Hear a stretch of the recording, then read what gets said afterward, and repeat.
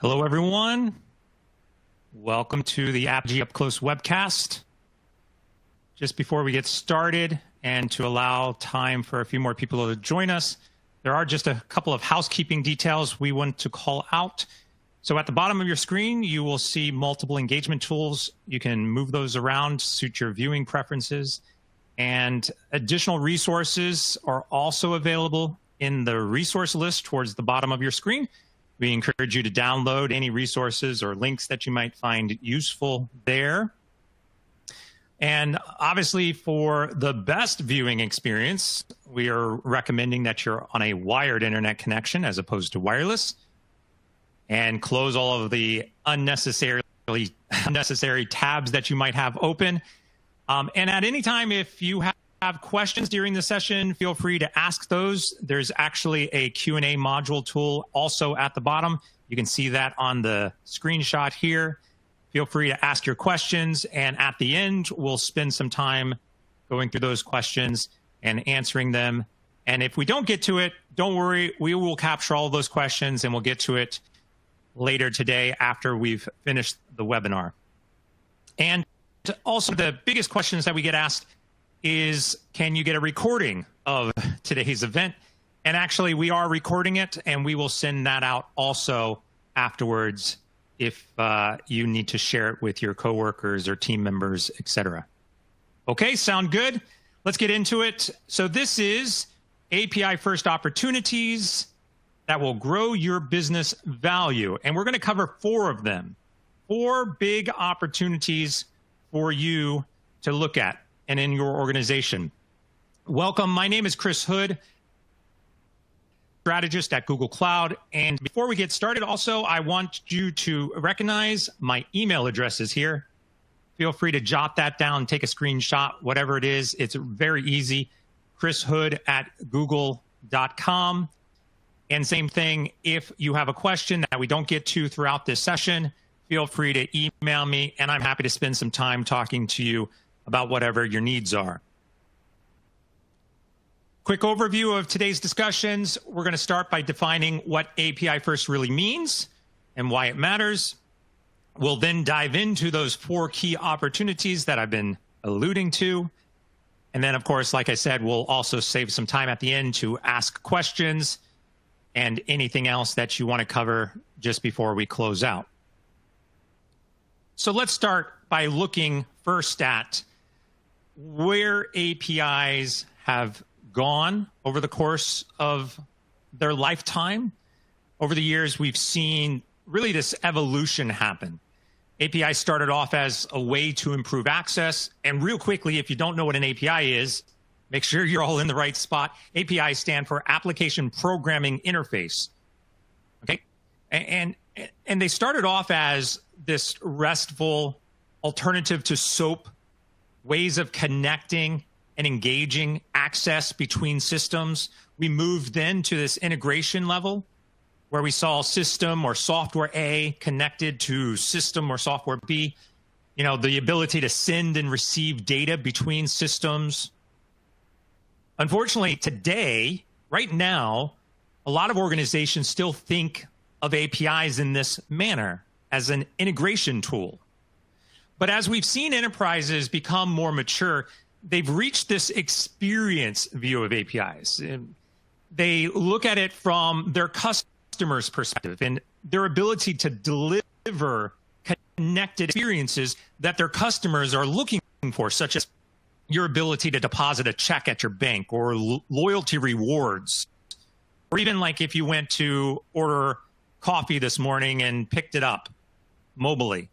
Those are those experiences that we're all familiar with. But the enterprises that have truly unlocked the power of APIs reach this transformational level. Digital transformation of the entire enterprise, the ability to innovate, generating new revenue models, improved partnerships, increased modes of engagement. This is where we want to get to. And this is what we're going to really cover today. So I always like asking poll questions throughout these. So let's start with one quick poll question. How do you define what API First is? What do you think? Pick your selection, and we'll come back and look at the answers in just a moment. So most companies are faced with disruption today. We're all seeing it across the board. Disruptions everywhere. And this disruption comes from not only the pandemic, but multiple sources within the marketplace. And the efficient path to the resilience of that starts really with APIs. And we're seeing it across the board with companies that have been able to withstand these disruptions and be able to pivot as quickly as possible to be able to deliver new operational efficiencies, increase developer productivity, and build these new services, work from home, remote connectivities, things like that, are all happening with APIs. With these APIs, a business can securely share its data and services with developers, both inside and outside the enterprise. And this is the transformational piece that we're talking about. But like we saw earlier, there's an evolution here. It doesn't happen overnight in most organizations. Traditionally, we look at APIs as a culture shift, especially for most organizations that are even just on the cusp of technology, or even organizations that are technical in nature. API first is a strategy in which the first step for the business is to develop APIs that will then meet the needs of your customers and your developers. And then you build the applications or the products on top of those APIs. The reverse of that would be to say, hey, I've got a great idea for an application. I'm going to go build it. And while you're building that application, you realize, oh, I need an API to help facilitate this experience. API first starts with the APIs. So let's look at our results here to see what you are thinking. Okay? So we've got a wide variety of definitions here, obviously. But as I said earlier, the real goal of API first is to start thinking about your APIs and developing the APIs before you do anything else. And there is reasons for that. And that's what we're going to get into. So let's look at the first opportunity, drive efficiencies. I'll give you an example, and it's a company that hopefully most of you are familiar with, LL Bean, a retailer. They started with Apogee and Google Cloud several years ago, and they needed a way to support digital engagement with their customers. And of course, especially now, again, as we've talked about with disruption in the world, they started to put together an API-first architecture that was helping their retail outlets and their company to deliver a seamless experience, be able to deliver personalized shopping across all of their channels, implement omni-channel, rapid onboarding of new partners via those APIs so that those partners can then build new engagement models on their behalf. Ultimately, this is what they came up with. And this gives you a really good idea of their overall architecture. And if you look closely here in the middle, you'll see APIs that are sitting both in front of their services and in the back of their services, allowing all of those channels we talked about, the consumer apps, the retail stores, international sites, websites, all to be able to reach into their service catalog. So things like loyalty, as we mentioned before, a wish list, product reviews, promotions, product availability, all of those can now be generated with APIs. Once they have the framework, all of those green boxes, they've built APIs to support all of these various experiences. They can then go off and develop applications that facilitate the use of those APIs. And like all retailers, they are focused on driving engagements with customers. And that means interacting with not only customers in person, but also mobile, web, phone. And LLB needed to bring both new agile development in the cloud and in their legacy systems all together. And so by doing this with APIs, they were able to really reduce an extremely complex back-end system to overall improve efficiencies of their developers and digital experiences, and even start working closer with marketing. Non-technical teams. When LLB presented this use case, they started to call out some very specific set of capabilities that really no one else could provide to them. They started with the Google Cloud and Apogee as this API-first architecture, and it was able to transform their business, scale during critical seasons, innovate faster, build better processes, and then also, again, helping to communicate with digital marketing, breaking down those silos in order to improve the efficiency of the entire business. So by shifting to this API-first culture within their organization, LLB is able to deliver a high-performance, cross-channel customer experience and streamline their ability to execute on those experiences with new features, rollouts, and improving the services that they offer across the organization. And in their words, we didn't want customer experience to be limited to a specific channel. We wanted customers to experience LLbeam as a dynamic, innovative brand, regardless of the channel. When you can get customers to click through to other pages, you've got a much better level of engagement, and ultimately, that feeds into customer conversion opportunities and direct revenues. And of course, these new opportunities and direct revenues increase your business value.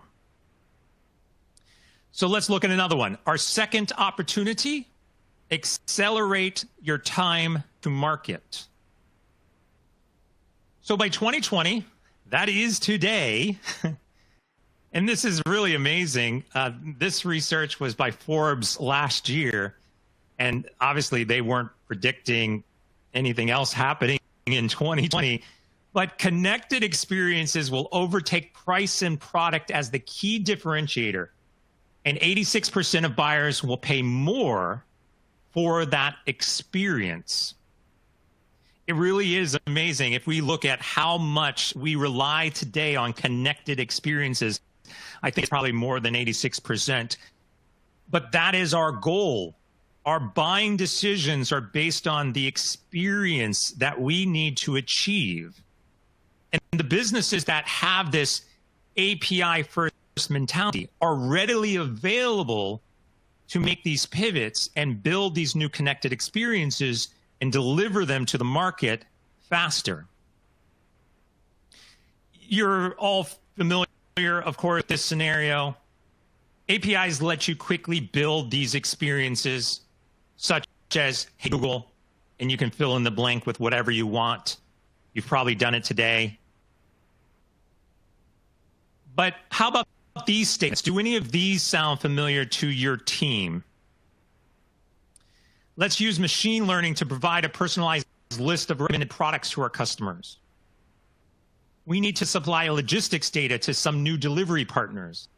Let's enable our internal systems to our remote teams, or we need to roll out curbside pickup this week. This is where APIs come into play. It allows you to execute these types of services and do it now, this week. When we take a look at the outside-in perspective of a customer's journey, we can begin understanding what APIs will really help us produce this week, right? The goal here is to understand that APIs are needed first to produce these experiences. And then, as I said, then we can build the applications that help. In this journey map, you can start to see how, say, a new credit card might go through various journeys. And during that process, there are various steps where an API can help in that journey, in that experience. Here's a company, Pitney Bowes. They're a 100-year-old company, and they're really best known for postage meters. But they discovered that by leveraging Apogee and building APIs first, they were able to reduce their time to market for new application development from 18 months to 4 months. As a result, Pitney Bowes looks at APIs as an entirely new line of business. This continuous process improvement using APIs allowed Pitney Bowes to innovate more and deploy new features faster. Okay, another one. Number 3, activate data and inject intelligence into your business processes. How about another poll real quick? Our biggest challenge with moving to an API first culture is, so now that you have a really good understanding of what API first is, what's the challenges that you're faced with moving your business into that direction? Would love to better understand that. So go ahead, click there. Let's look at some other examples. So in Apogee, we offer analytics. There's a dashboard that allows you to get more insights out of your APIs. And these dashboards show information about your API call volume, geolocation, developer engagement. So you're actually getting a much greater dimension of business data to better understand exactly what the experiences your consumers are engaged with. And APIs don't only help the enterprise share this valuable digital assets among your internal teams and third parties, they also allow you to connect that data to various other services like machine learning running in the cloud to make the data smarter. A company may have several servers, of data with little expertise in machine learning, right? But putting that data behind an API and allowing the API to become smarter, those organizations can still begin driving cutting-edge insights based on what their consumers are doing or producing things that your consumers are asking for. We're seeing this type of analysis and intelligent data throughout the healthcare industry today, as you would expect. Data interoperability enabled across healthcare is a big requirement now. It also helps to produce similar gains for researchers by applying that API resource for things like data analysis, especially in research. And Apogee has helped enable analytics and advanced analytics, machine learning-based predictive models, revealing insights to healthcare providers that ultimately will help deliver an improved patient care experience. And like I said, we have seen this explode, obviously, in recent months. Let's see our results here. Okay. So once again, we see a lot of different responses here for what is the challenging part. It's good to see. I would love to talk to some of you more on that. One of our customers is Cleveland Clinic. They're a premier health institution in the US with a vision to be the world's leader in patient experience. So they've started to integrate APIs. Again, they've got an API first program. They're focused on delivering those experiences and driving greater insights through machine learning into EMRs, specifically for patient care, but they are also helping with research and some of that big data analysis into some of their archival data and merging that together to really present new ways of looking at data for researchers is, again, being all driven and powered by APIs. And Apogee powers that entire API platform at the hospital, which helps securely analyze the EMR data for the analytic and predictive modeling that we've talked about. The platform is also used for researchers to produce similar analysis and productivity gains. And with their API-first approach, they were able to also accelerate time to discovery of key health and research data. And I think that is the critical piece in this, being able to analyze data faster and have results returned sooner, all by leveraging, again, an API-first approach. Now, here's a good question, one more poll question for us. I think this might be an easy one.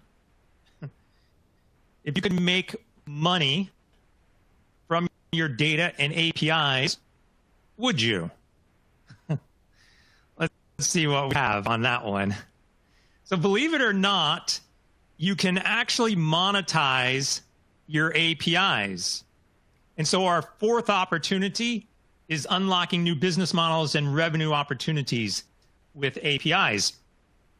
Companies use it when they want to sell access to certain important data or functionality through APIs. For example, say the mapping and routing APIs from TomTom, or maybe weather data from AccuWeather. There are several ways you can monetize your APIs. You could set up a specific fee for API use. You can develop a rate card with various packages, subscription packages such as bronze, silver, gold. There's revenue sharing. There's chargeback for internal. You can even have a freemium approach, offering some of your services for free up front and then offer some type of pay per use on the back end. Here's kind of a way to look at that. You know, just an example for you. If you want to have a subscription package for your APIs, $25 a month. And we have a lot of customers who are doing this. Direct API monetization is also not necessarily a fit for all of your APIs. Generally, there's paid APIs, you know, if the data is there to help build further revenue generation apps. Or you could even look at internal APIs that may have a pay per API call, or like I said, a chargeback model between your teams internally. But there's a lot of options here. And the goal here is for you to understand that you can monetize your APIs. Let's look at our results. I should say I'm surprised, or maybe I'm not really surprised. But what if I also said you could make $50 million a year selling your APIs? Well, digital business ecosystem leaders, which are a subset of the CIOs from companies, we polled them recently, a global research project that we did, and we found that with an API-first approach within these ecosystems, stronger customer satisfaction rates were achieved. 96% say that their brand is perceived better than others in their industry when they have APIs. Stronger revenue growth, and this is the key to this opportunity. Leaders reported a 6.7% average annual revenue growth over the past 3 years, and stronger performance in terms of supply chains and flexibility and readiness to support regulatory requirements, market faster, all of these things we've talked about. In the long run, CIOs expect business partnerships and ecosystems to benefit them the most in 3 key areas: financial performance, rapid innovation, which ultimately should grow your financial performance, and customer satisfaction and engagement. But let's look at an example. Bank BRI is a government-owned bank in the APAC region, and they are dedicated to changing lives of customers through accelerating financial inclusion across Indonesia. And BRI is leapfrogging fintech competitions. By the end of 2019, Bank BRI expected to have reached a 70% financial inclusion rate among the country's population. And in part, that was all due to Apogee and their API first approach. And here are the actual numbers. Why can't I say this today? Bank BRI's API first approach has substantially changed the business. From 6 months to 1 hour to onboard new partners. They have 70 partners who are using and monetizing their APIs. Loan approval process are down to 2 minutes. And yes, 50 million in additional revenue through API monetization. That's a big number. And I'm positive that if you're all sitting here listening and thinking, how can I add $50 million to our revenue? You're probably interested. And this is just one example. We actually have numerous examples of companies that have monetized their APIs and have substantially increased their revenues because of it. As Bank BRI says, Apogee has become the central nervous system for all communications between the digital core banking, the microservices, the front end, and the apps. Apogee has become our sun. Everything rotates around Apogee. That is truly an API-first approach. And you can learn more about API first and other API opportunities by checking out that digital show. It's a podcast that is focused on APIs and other digital transformation initiatives. I would highly recommend you go check that out. And we would love to also hear your feedback on this particular topic. Feel free to quickly use your phone and scan that and let us know what you think. And while you are scanning that, I have some time for a couple of questions. So let's look here what we can do.